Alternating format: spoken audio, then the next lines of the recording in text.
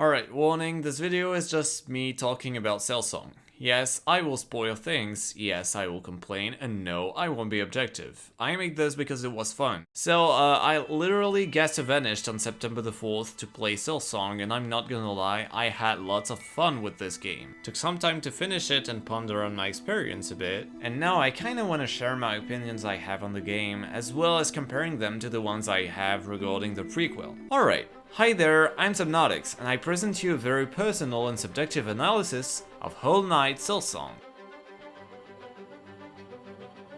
Hakana sagamos scala negosa, dros.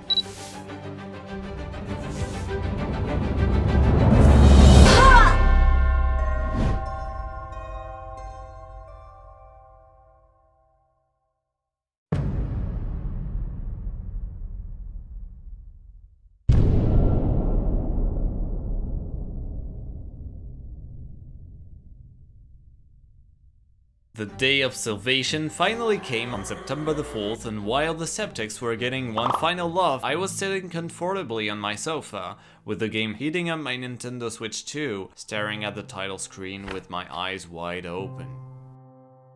So I played a bit, and reached bone bottom before stopping my first playthrough. Although it is kind of early to form an opinion on what I just saw, I was very satisfied. By the graphics, of course, the gameplay, which we will discuss later, and the music. Oh, the music.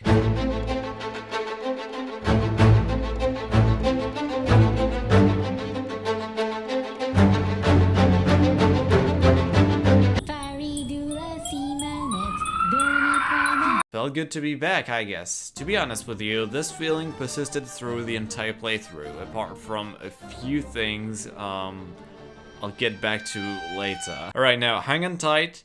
I liked the Hunter Pogo. I think changing the pogo for something more agile something was a cool move that directly differentiates Hornet from the Knight. Speaking about Hornet, she is the playable character, a bit taller than the Knight and more agile overall. For example, now we can bind in the air. Cool, let me say that I enjoyed her early game moveset way more than I did with the Knight's one. The binding technique where it placed focus in that game heals 3 masks instead of 1. In return, Hornet has less invincibility frames than the Knight, meaning you can get comboed more easily. I got to true ending in 50 hours approximately, which is kind of impressive for a Metroidvania. This game is just so huge and overflowing with tons and tons of details. Probably the biggest Metroidvania I've come to play. And like its predecessor, it is difficult. That leads us to the second part.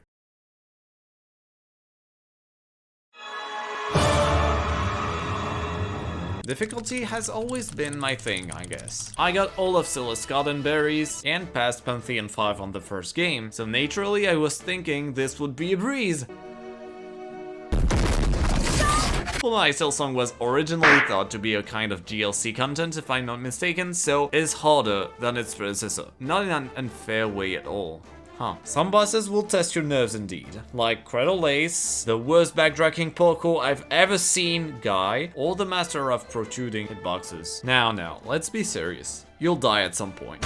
In Hollow Knight, your character was a vessel, so when you died, you left your shade behind and had to get back there to retrieve your stuff. It also moves around, which allows awesome speedrun skips. Hornet, however, is not a vessel. Yes, I've said it, I have no shame about it. So when she dies, a cocoon forms in the vicinity of your death, probably to steal low skips if you die in the correct spot. I felt a kinda drawback on cocoon spawns, and I'm going to illustrate this with the Cradle Lace arena. Basically, if you die around here, the cocoon would spawn on the right of the platform, the same side as Lace. Thus, you have a higher chance of getting hit trying to retrieve it than if you died on the left side. But to be honest, this is just nitpicking at this point, and it only hit me there. Another thing is about the damage you take. So, tons of enemies deal 2 masks instead of just 1, and that's not the problem, since we can regen 3. My point is, it would be fair to me if there was a difference between active and passive damage. Yes, I get that this thing will hit hard, hard when charging, but you're telling me that gently caressing it also deals the same amount of damage. We're not even talking about Void here, since yeah, Void deals 2 masks, it's official, confirmed. That logic could be applied to a lot of enemies, including many of the bosses. There are 48 of them in the entire game, quite a lot, and a bunch of them are duelists. Back in Hollow Knight, the protagonist was very small and facing a lot of big threats, and the only proper duel we had was with Hornet. Now that we control her, however,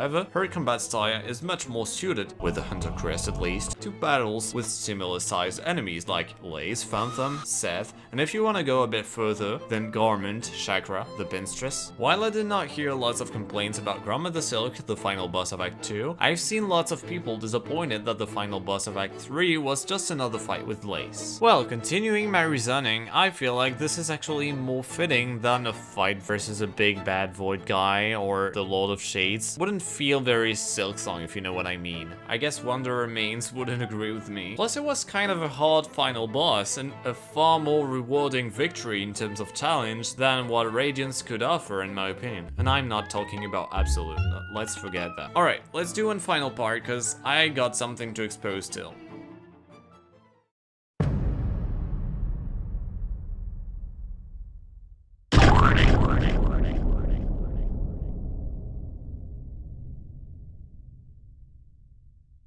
Alright, at this point, saying that would kind of be an euphemism, but dang, you're kinda beautiful. Greatly competes with Hollow Knight in my top 5 of the most beautiful hand-drawn graphics I've ever seen. Falloom has lots of diverse and different biomes that will all be very fun to explore.